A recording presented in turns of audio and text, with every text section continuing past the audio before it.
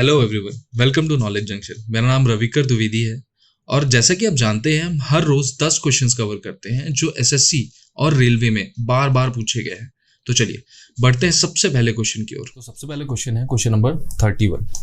तो question number 31 कहता है the term green revolution has been used to indicate higher production through. तो green revolution जैसा आप जानते हैं कि आपके फूड प्रोडक्शन से रिलेटेड है, ठीक है। तो ग्रीन रिवॉल्यूशन फूड प्रोडक्शन को कैसे बढ़ाएगा? तो ऑप्शन है creation of grass land, planting more trees, enhancing agriculture produce per hectare, creation of garden in urban areas. तो इन तीनों चीज़ों से कोई रिलेशन नहीं है क्योंकि ये गार्डन की बात कर रहे हैं, ट्रीज की, ये ग्रास लैंड्स की बात कर रहा है। जो हमारा ग्रीन रिवॉल्यूशन है वो एग्रीकल्चर से रिलेटेड है। तो एग्रीकल्चर पर हेक्टेयर बढ़ाने की बात की गई थी ग्रीन रिवॉल्यूशन में। इसके बाद ग्रीन रिवॉल्यूशन की बात करें तो इसके फादर कहलाते हैं, इंडियन फादर की बात कर रहा हूँ, इंडियन फादर कहलाते हैं MS स्वामीनाथन, ठीक है। और अगर एक्चुअल फाउंडर या एक्चुअल फादर की बात करें वो थे नॉर्मन बोरलॉग, ठीक है। उसके बाद ग्रीन रिवॉल्यूशन में एक वर्ड यूज होता है HYV सीड्स। HYV का फुल फॉर्म है high yield variety of seeds, ठीक है। HYV सीड्स के कारण ही पर हेक्टेयर प्रोडक्शन हमारा किसी फार्म में बढ़ता है, ठीक है।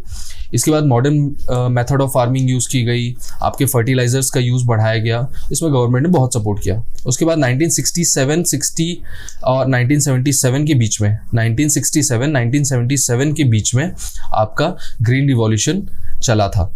उसके बाद देखते हैं कि ग्रीन रिवॉल्यूशन जैसे और कौन कौन से रिवॉल्यूशन हुए इंडिया में, ठीक है। तो वाइट रिवॉल्यूशन मिल्क और डेयरी प्रोडक्ट से रिलेटेड है। ब्लू रिवॉल्यूशन आपकी फिशेस से रिलेटेड है। सिल्वर रिवॉल्यूशन बात करें तो एग और पोल्ट्री से रिलेटेड है। राउंड रिवॉल्यूशन आप एग से कंफ्यूज मत होइए, एग वैसे भी राउंड होता नहीं है, ठीक है। तो राउंड रिवॉल्यूशन है पोटैटो से। ग्रे रिवॉल्यूशन जो आपका फर्टिलाइजर से। ब्राउन रिवॉल्यूशन लेदर या कोकोआ से, जो आपकी कॉफ़ी होती है उससे रिलेटेड है। उसके बाद रेड रिवॉल्यूशन की बात करें तो मीट या टोमेटो से। येलो रिवॉल्यूशन ऑयल सीड से, ठीक है। ऑयल सीड या पल्सेस भी आप कह सकते हैं इसको, ठीक है। पल्सेस जो दाल होती है उनसे रिलेटेड होता है। उसके बाद गोल्डन फाइबर बहुत इंपॉर्टेंट, जूट से रिलेटेड है। और सिल्वर फाइबर हम कहते हैं कॉटन को, कॉटन से रिलेटेड है। तो ये सारे रिवॉल्यूशंस आपको याद रखने हैं। नेक्स्ट क्वेश्चन की ओर बढ़े, क्वेश्चन नंबर 2। तो the bulk of natural rubber is produced in. Question कह रहा है कि एक तरीके से इंडिया में सबसे ज्यादा रबर कहाँ प्रोड्यूस होता है? तो आप नोटिस करेंगे राइस जो है वेस्ट बंगाल में प्रोड्यूस होता है सबसे ज्यादा। वीट प्रोड्यूस होता है उत्तर प्रदेश में। कॉटन गुजरात में। Sugar cane again Uttar Pradesh में प्रोड्यूस होता है। वीट और शुगर केन उत्तर प्रदेश में सबसे ज्यादा प्रोड्यूस होता है। वेजिटेबल्स की बात करें तो वेस्ट बंगाल अगेन, और जूट वेस्ट बंगाल। तो देखिए वेस्ट बंगाल में 3 चीजें, जूट, वेजिटेबल्स एंड राइस सबसे ज़्यादा प्रोड्यूस होती है इंडिया में। उसका टी के लिए असम फेमस है, इजी है। तो कॉफ़ी के लिए कर्नाटका, पल्सेस के लिए मध्य प्रदेश, इसीलिए मध्य प्रदेश को आपका सोया स्टेट भी कहा जाता है। पल्सेस और सोयाबीन सबसे ज़्यादा प्रोड्यूस होती है मध्य प्रदेश में। और जो आखिरी में आ जाता है हमारा आंसर, रबर जो है केरला में प्रोड्यूस होता है। ओके, नेक्स्ट क्वेश्चन की बात करते हैं। तो नेक्स्ट क्वेश्चन है विच of the following is not a kharif crop. तो खरीफ क्रॉप इनमें से कौन सी नहीं है? तो सबसे पहले देखते हैं खरीफ क्रॉप होती क्या है और खरीफ और रबी कैसे हम डिफरेंशिएट करते हैं। तो अगर बात करें खरीफ की तो देखिए classification of crop on the basis off season. तो होता क्या है कि कुछ ऐसी क्रॉप्स होती हैं जिनको पानी की रिक्वायरमेंट ज़्यादा होती है, ठीक है। कुछ ऐसी क्रॉप्स होती है जिनको कम पानी लगता है जब उनको बोया जाता है या लगाया जाता है। तो जब मॉनसून की जो क्रॉप्स होती हैं जिनको पानी की रिक्वायरमेंट बहुत होती है उनको हम खरीफ क्रॉप्स कहते हैं, ठीक है। तो प्लांट किया जाता है इनको जून में और हार्वेस्ट किया जाता है, मतलब कटाई इनकी होती है अक्टूबर में। तो ऐसी कुछ क्रॉप्स की बात करें तो राइस, कॉटन, मेज, ग्राउंड नट्स, ठीक है। इसके बाद आपकी आ जाती है सोयाबीन, ग्राउंड नट, कॉटन और पल्सेस। ये सारी क्रॉप्स को पानी की रिक्वायरमेंट ज़्यादा होती है, इसलिए इसको मानसून में लगाया जाता है, ठीक है। अच्छा, एक चीज़ बता दूं, रबी क्रॉप्स को भी आप लगा सकते हो मानसून में, मगर क्योंकि रबी क्रॉप ज़्यादा पानी होने के कारण ख़राब हो जाती है मानसून के सीज़न में, इसलिए नहीं लगाई जाती यूजुअली, ठीक है। उसके बाद आ जाते हैं जैद क्रॉप। जैद क्रॉप जो समर में, जैद सिंपल है एकदम। जैद में क्या होता है, इनको मार्च और जून में लगाया जाता है पहली चीज़, और मार्च और जून के बीच में बहुत गर्मी होती है। तो जो भी आपको क्रॉप्स गर्मियों में देखने मिलते हैं, ठीक है, जिसमें पानी बहुत होता है, जैसे कि आपका कुकुम्बर जिसको हम ककड़ी कहते हैं कई जगह, और वाटरमेलन जिसको हम तरबूज कहते हैं, ये और ऐसी कई सारी क्रॉप्स, इनको हम जैद क्रॉप्स कहते हैं। उसके बाद रबी क्रॉप्स जो विंटर में लगाई जाती है जिनको पानी की रिक्वायरमेंट बहुत कम होती है, तो नवंबर और अप्रैल में। तो वीट, पी, बार्ले, ग्राम, ठीक है। ये चारों क्रॉप्स इंपॉर्टेंट है जो रबी में आती है। तो अपना हमारा आंसर देखें तो आंसर क्या हो जाएगा, विच of the following is not a kharif crop. Kharif crop क्या होती थी, जिनको हम बारिश के सीजन में लगाते थे, ठीक है। तो राइस लगाई जाती है, शुगर केन लगाई जाती है, कॉटन लगाई जाती है। तो यहाँ पे आंसर बीट हो जाएगा।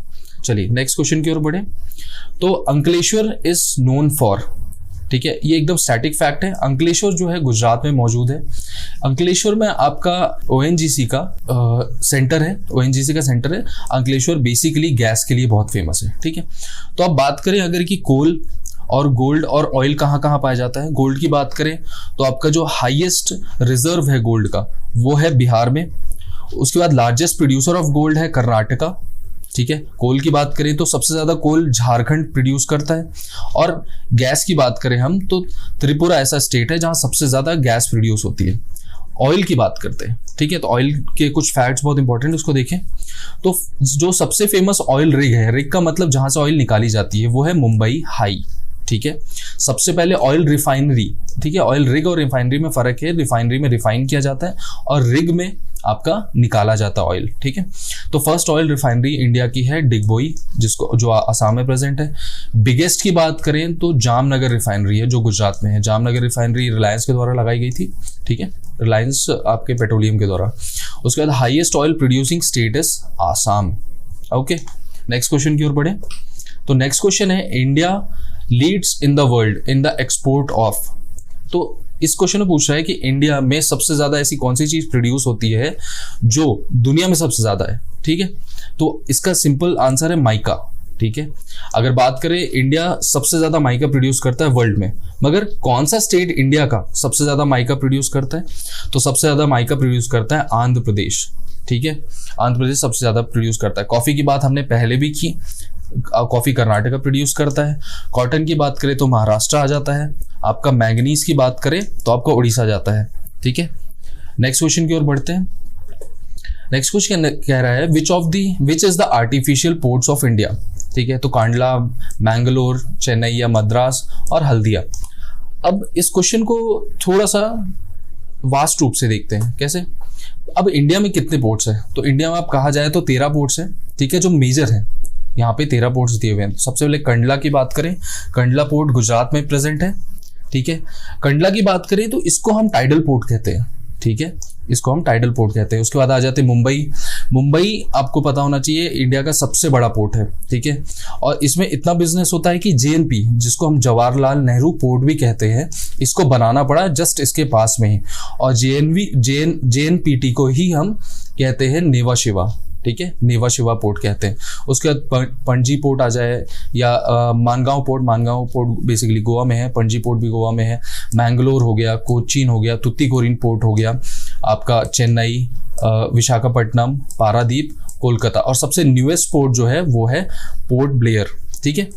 इंडिया के वेस्ट की तरफ जितने भी पोर्ट्स होते हैं वो आपके नेचुरल पोर्ट्स होते हैं, ठीक है। और इंडिया के ईस्ट की तरफ जितने भी पोर्ट्स होते हैं वो सब के सब आर्टिफिशियल पोर्ट होते हैं। उसका कारण है कि क्योंकि जितनी भी रिवर्स इस तरफ फ्लो होती हैं, वेस्ट की तरफ फ्लो होती हैं, वो सब की सब आपका एस्चुरी बनाती है। एस्चुरी की डेप्थ बहुत होती है, गहराई बहुत होती है, और पोर्ट्स के लिए गहराई चाहिए रहती है हमें, ठीक है।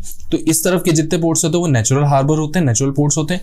और इस तरफ जितने भी पोर्ट्स होते हैं वो आर्टिफिशियल पोर्ट्स होते हैं, ठीक है। क्लियर है? तो आंसर देखते हैं। तो इस हिसाब से आपका आंसर हो जाएगा चेन्नई या मद्रास, ओके। उसके बाद आप ध्यान रखिएगा Tuticorin is the largest artificial port of India, ठीक है। नेक्स्ट क्वेश्चन की ओर बढ़ते हैं। तो where is the Indian rail museum located? Simple static GK है, ये दिल्ली में लोकेटेड है। अब इंडियन रेल के बारे में कुछ फैक्ट्स पढ़ते हैं। उसके बाद बात करें तो फास्टेस्ट ट्रेन ऑफ इंडिया कौन सी है? तो न्यू दिल्ली टू भोपाल जो शताब्दी एक्सप्रेस है वो सबसे फास्टेस्ट है। लॉन्गेस्ट रन कौन सी करती है, सबसे लंबी कौन सी चलती है? तो ये है विवेक एक्सप्रेस जो डिब्रूगढ़ से कन्याकुमारी तक जाती है, ओके। वर्ल्ड का सबसे लार्जेस्ट रेलवे प्लेटफॉर्म है गोरखपुर। उसके बाद इंडिया और बांग्लादेश के बीच में एकमात्र ट्रेन चलती है, दैट इज मैत्री एक्सप्रेस। उसके बाद टोटल रेलवे जोन्स आपके 18 हो जाएंगे। नेक्स्ट क्वेश्चन की बात करते हैं। Which is the smallest in area in union territory of India? तो यूनियन टेरिटरी का सबसे छोटा एरिया कौन सा ऐसा यूनियन टेरिटरी है जिसका सबसे छोटा एरिया है? तो दैट इज लक्षद्वीप, ठीक है। याद रखना है स्टैटिक जीके। इसके बाद टोटल यूनियन टेरिटरी 8 हो गई आज की डेट पे, ठीक है। पहले 7 थी, बढ़ के 9 हुई, ठीक है। बट हुआ क्या कि दादर एंड नागर हवेली और दमन एंड दीव को एक ही यूनियन टेरिटरी बना दिया गया, इसलिए अब आपकी प्रेजेंट में 8 यूनियन टेरिटरीज है, ठीक है। नेक्स्ट क्वेश्चन के ऊपर बढ़ते हैं। Which of the following state is known as garden of spices, मतलब मसालों का बगीचा किस स्टेट को कहा जाता है? तो इसका सिंपल आंसर केरला है, ठीक है। आपको पता ही होगा कि इंग्लिश भी जो थे वो स्पाइसेस के कारण ही इंडिया आए थे, ठीक है। इसका सिंपल आंसर केरला है। इसके बाद अगर बात करें तो इडुक्की और वायनाड, ठीक है, 2 ऐसी मेजर लोकेशन है जहां पे स्पाइसेस सबसे ज्यादा प्रोड्यूस होती है और ये दोनों लोकेशन केरला में प्रेजेंट है। आज के लास्ट क्वेश्चन की बात करते हैं। As per census of India 2011 overall sex ratio of India is, तो इसका सिंपल आंसर 940 है, जो सेक्स रेशियो इंडिया का एट प्रेजेंट है या 2011 के सेंसस के हिसाब से है, दैट इज 940। अगले ही साल आपके नए सेंसस आ जाएंगे, तो लास्ट एग्जाम होने वाला है अभी अगर जो भी 2020 में, उसके लिए बहुत इंपॉर्टेंट हो जाता है, ओके। इसके बाद देखें तो डेंसिटी ऑफ पॉपुलेशन जो है इंडिया की वो है 382 पर्सन पर kilometre square. India has total population of the world, तो इंडिया में वर्ल्ड की 17.5% ऑफ द पॉपुलेशन रेसाइड करती है, रहती है, ठीक है। जो सबसे ज्यादा पॉपुलेशन है वो यूपी में और हाईएस्ट पॉपुलेशन डेंसिटी जो है बिहार में है, ओके। उसके बाद लास्ट है decadal population growth from 2001 to 2011 जो है 17.64 है, ठीक है। ये दोनों फैक्ट्स एकदम सिमिलर लगते हैं, तो आपको कंफ्यूजन नहीं होना चाहिए। 17.5% वर्ल्ड पॉपुलेशन रहती है इंडिया में और 17.64 जो है डेकेडल पॉपुलेशन ग्रोथ है, ठीक है। मतलब 2001 से 2011 के बीच में जो पॉपुलेशन ग्रोथ हुई वो डेकेडल पॉपुलेशन ग्रोथ, दशक की वृद्धि दर कहलाती है, okay. So thank you so much for watching. Please like, comment and subscribe. Thank you.